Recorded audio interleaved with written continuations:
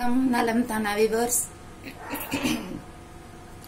இன்னைக்கு உளுந்தம்பருப்பு சட்னி, தோல் உளுந்து பருப்பு சட்னி செய்ய போறோம். இது இட்லி தோசைக்கு நல்லா இருக்கும். சாதத்துக்கு போட்டு பிசைஞ்சு சாப்பிட்டா கூட நல்லா இருக்கும். நல்லா கெட்டியமா பிசைஞ்சு வச்சுக்கிட்டோம்னா ஒரு 2 நாள் 3 நாளைக்கு கூட வச்சிருந்து சாப்பிட்டா நல்லா இருக்கும். புளி சாதத்துக்கு சூப்பரா இருக்கும்.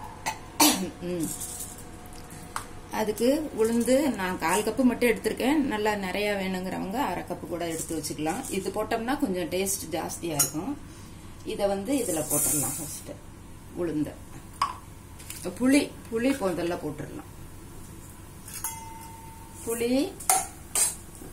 புளி நல்லா அந்த எண்ணெயில வதங்கிடணும். எல்லாரும் செய்யறாப்புலதான் இதுவும். எல்லா இன்கிரீடியன்ஸும் ஒரே மாதிரி தான் இருக்கும். ஆனா உளுந்து போடுறதுக்கு முன்னாடி நான் தெரியாம முதல்ல உளுந்த போட்டேன்.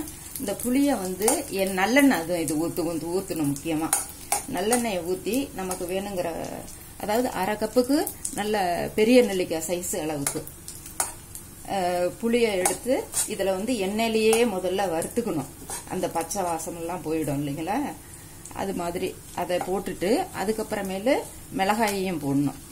மிளகாய் எண்ணெய் கோட்டிங் கொடுத்துரும். அது அதனால கருகாம இருக்கும். இதை போட்டு அதுக்கப்புறமேல உளுந்தம்பருப்பு போடணும். டக்குன்னு தெரியாம போட்டேன். நீங்க அது மாதிரி ப்ரொசீஜரா போட்டீங்கன்னா நல்லா. முதல்ல புளிய போட்டு நல்லா எண்ணெயில வதக்கிட்டு, நல்ல எண்ணெயில வதக்கிட்டு, அப்புறம் மிளகாய் போட்டு, அதுக்கப்புறம் உளுந்து அவ்வளவுதான். இப்படி போட்டு கொஞ்சம் செவக்க வறுத்தவனையும் கடைசியில கொஞ்சம் கருவேப்பிலை, பச்சை கருவேப்பிலை இருந்து போட்டா நல்லா இருக்கும். நானா பச்சை கருவேப்பிலைய ஸ்டோர் பண்ணினாப்புல இந்த கலர் மாறாம செஞ்சு வச்சிருக்கேன். இத அதுல போட்டு அப்புறம் தேங்காய், உப்பு, தேங்காயை ஆஃப் பண்ணதுக்கு அப்புறம் போட்டு ஒரு பரட்டி இந்த சூட்லயே பரட்டிட்டு உப்பு போட்டு ஆறுனதுக்கு அப்புறம் மிக்சியில அரைச்சு வச்சுக்க வேண்டியதுதான்.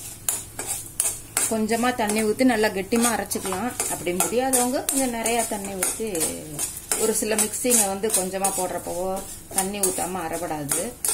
அதுக்காக கொஞ்சம் பூண்டு வேணுங்கிறவங்க, பிடிச்சவங்க வேணும்னா 1 பல்லு 2 பல்லு போட்டுக்கலாம். இந்த செவந்திருச்சு ஆஃப் பண்ணிடலாம். கருவேப்பிலை போட்டு ஆஃப் பண்ணிடலாம். நீங்க பூண்டு போடல? நான் பூண்டு போடல. ஏன்? நான் இப்ப தாளிக்கணும் அப்புறம் கடைசியில. அப்ப இந்த செவந்திருச்சு எல்லாம். தேங்காய் கொஞ்சம் நல்லா 1/2 கப்புன்னா 1/2 கப்பு அளவே போட்டுக்கலாம். நான் 1/4 கப்பு எடுத்திருக்கேன். 1/4 கப்பு தேங்காய் அளவு எடுத்திருக்கேன். உப்பு மட்டும் போட்டுக்கலாம். கல் உப்பு போடுறீங்களா? கல் உப்பு போடுறேன். அவ்வளவு டேஸ்டா இருக்கும் உளுந்து. அதுவும் தோல் உளுந்து, சத்தும் வேற. வெள்ளை உளுந்த விட இது சாப்பிட்றதுக்கும் ரொம்ப நல்லா இருக்கும். இந்த அடி கனமான சட்டியா இருந்ததுன்னா உளுந்து இதுலயே வச்சிருந்தோம்னா ரொம்ப செவந்துக்கும். அதுக்காக எடுத்து வச்சிருங்க. கொஞ்சம் லேசான பாத்திரமா இருந்ததுன்னா இதுலயே வச்சு தேங்காய் போட்டா சரியா இருக்கும்.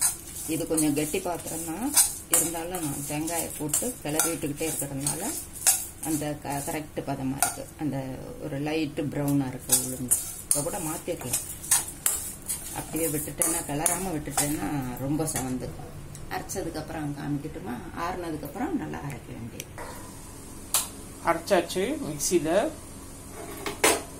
ஆறுனா பாருங்க, நல்லா கருப்பு தோல் உளுந்து சூப்பரா தெரியுது பாருங்க. நல்லா இருக்கு பாருங்க. பார்த்தாலே வாசம் கம கமன்னு இருக்குது.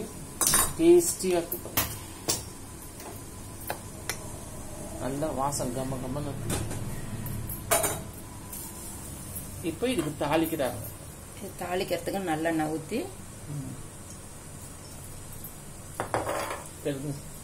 கடுகு, பெருங்காயம், 2 கருவேப்பிலை,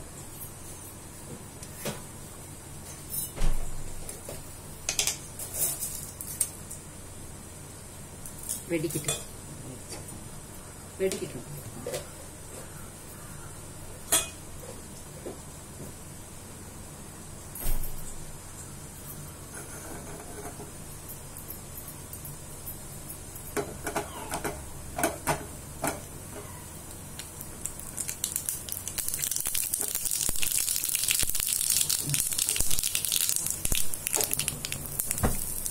பெருங்காயம், கருவேப்பிலை.